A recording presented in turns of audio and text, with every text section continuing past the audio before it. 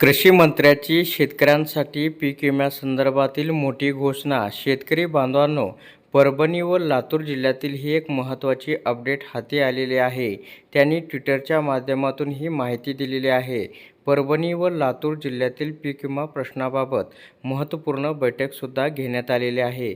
तर परभणी व लातूर जिल्ह्यातील पीक विमा प्रश्नाबाबत महत्त्वपूर्ण बैठक आज मंत्रालयातील दालनात संपन्न झाली. यावेळी या प्रश्नासंदर्भात सविस्तर चर्चा करण्यात आली. परभणी आणि लातूर जिल्ह्यातील शेतकऱ्यांवर पीक विमा वाटपात अन्याय होऊ देणार नाही. ज्या मंडळ परिसरातून तक्रारी प्राप्त झाल्या आहेत त्या सर्व प्रकारचा सखोल आढावा घेऊन सुधारित प्रस्ताव केंद्र शासनाकडे तातडीने पाठवण्याच्या सूचना दिल्या आहेत. शेतकऱ्यांना न्याय मिळावा यासाठी राज्य शासन सकारात्मक असल्याचं सुद्धा त्यांनी म्हटलेलं आहे. तर खरीप हंगाम 2025 पासून सुधारित पीक विमा योजना ही पीक विमा कापणी प्रयोग व तांत्रिक उत्पादनाच्या आधारे अधिक पारदर्शक पद्धतीने राबवण्यात येत आहे.